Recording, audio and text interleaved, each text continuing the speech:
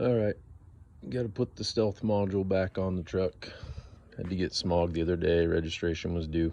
So stealth module, you got your couple of plugs here. This is the engine harness, flywheel harness. Flywheel one's the bitch. It's gonna plug in the back down beside there. This is kind of my setup. I've done this enough times now. I lay a towel on here because you gotta lay on the hood to get down there. And I kind of tuck my arm up under there to get back down there to that blue plug. And I've found the best tools, either a little stubby screwdriver or a little flathead here. Any of you air conditioning guys know what this is. It's a little thermostat screwdriver, but it works out great. And you essentially just want to get under these and push that tab, and then you can pull up on the top of it. But simple. You unplug it, plug the factory one into this, plug this one into the flywheel harness, and then the engine harness on the front one. And all you got to do is land a positive and negative over on the battery, and pretty simple, man.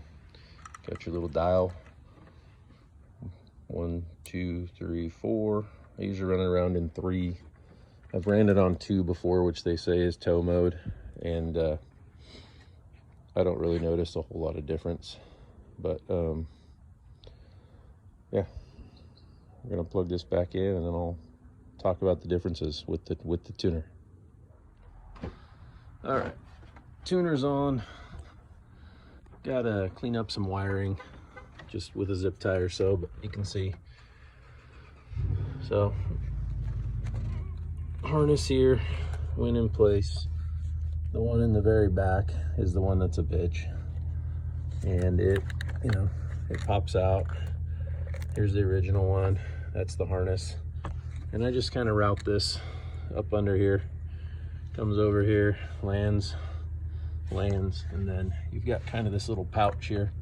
If you've ever changed your batteries, which I had to not long ago, this protective felt, which is just a pain in the ass, gets in the way. You kind of have to rip the lid to get the old battery out. But anyways, that's kind of where I tuck this thing. Leave the tuner here. I didn't want to cut a hole in the dash or anything, so that all just kind of sits back there, and never had an issue with it. This thing's been on and off probably 4 or 5 times. I took it off when it went to the dealer when I had some DEF issues. But I'll say, I took it off the other day for the first time to do the smog. First time having it off with having 37s on this thing. And it makes a big difference with the 37s, I'll say that. This thing's kind of a turd without that tuner on the 37s. So food for thought. It's not holy crap, it's a different truck, and it's not a ton of horsepower gain or anything like that. It's just the drivability is better. The dead pedal definitely goes away on these things. The only other thing on this truck is it's got a K&N filter, not even an intake. K&N filter, stock gears, has the tuner. I run it on 2 or 3.